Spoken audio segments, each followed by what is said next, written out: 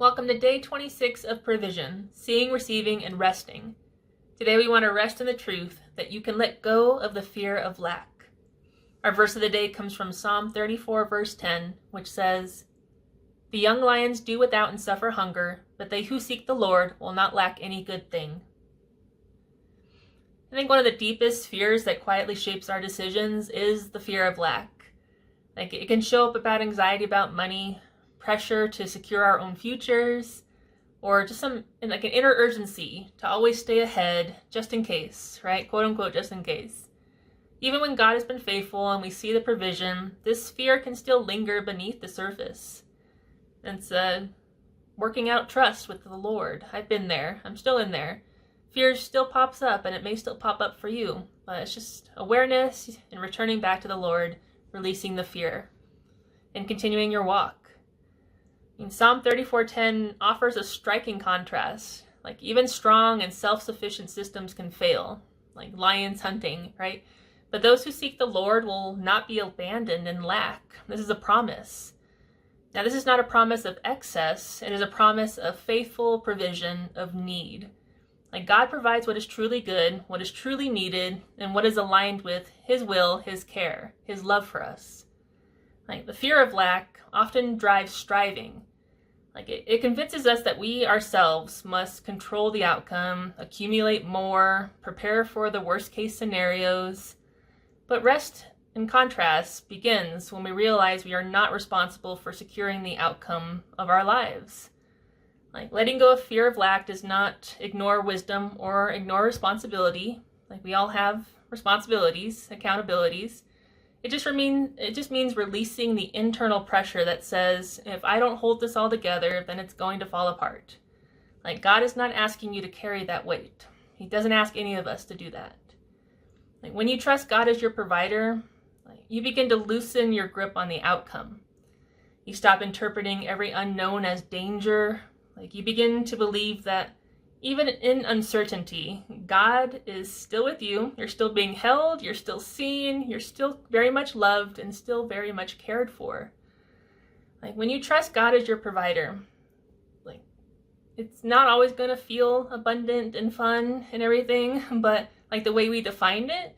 But He does promise that you will not be abandoned in your needs. There's a difference between scarcity of resources and absence of God's care. And His presence is the ultimate provision. You can trust that He is that faithful. He is that good. He promised. He's always with us to the very end of the age. So take a moment to remember. Think about a time when you were afraid that you would not have enough, whether it was money or people, like a relationship, etc. But God sustained you anyway. Maybe resources came in unexpected ways, or your needs were met more simply than you imagined they would be. I thought I had to jump through a lot of hoops to get things certain times. Because I grew up, trained to be, efficient. Actually do things in order to receive. It's not a performance-based mentality with the Lord. Maybe you could think of things that you feared would collapse, your whole, situation, your life, your bank account, anything. But it was actually held together in ways that you didn't expect. Because God was with you. Now, as you reflect, notice how God has consistently met you, even when fear told you He would not. Sometimes you have to, remind your soul, remind your brain that, of His truth. He's with you. He provides for you. You can silence the lack and the fear and the doubts by referencing your provision tracker, your evidence tracker, or just simply reminding your soul to trust in the Lord because He is that good. And here's a further practice for the day, just to start letting go of the fear of lack. Whenever you notice anxiety about lack today, whether that be financial, emotional lack, or situational, relationship, or just where you're at, your home, etc., pause and pray, "God, I trust you with my needs." Then intentionally release the mental effort to control the outcome that you cannot guarantee. Remember, that's not your responsibility. And then look for moments of sufficiency today, even in the small or ordinary ways, and recognize them as evidence of God's care. Remember, you will not go without, because you are seeking the Lord. You are His child. He will provide for you. And this evening, write down at least 5 ways you saw God provide, sustain, or reassure you today.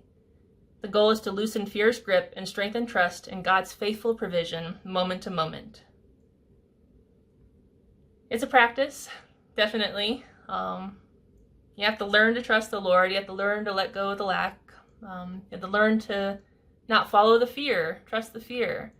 You have to remind yourself of Scripture and God's promises, God's truth, often until it becomes a habit and you can shift out of fear faster when it comes up, because it's going to still come up, but you're not going to get rid of it forever.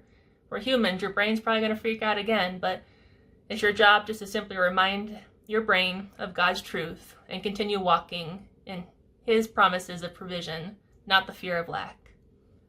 And if you like positive affirmations like I do, here are a few provision declarations you can carry throughout your day. Say these as often as you need to. Tell yourself, I do not live under fear of lack. God has never abandoned me in my need. What I need will not be missed when I trust Him. And today I choose rest over fear and trust over scarcity thinking. Just train your brain and your awareness to let go of the fear of lack. Rest in the Lord's truth and faithful provision as you follow Him daily, trusting His timing, His ways. But He promised to care for you. You are His child. That's a guarantee. You can trust that. So just practice releasing the fear of lack and reminding yourself of God's faithfulness today. And I'll see you tomorrow on another provision exercise. I love you.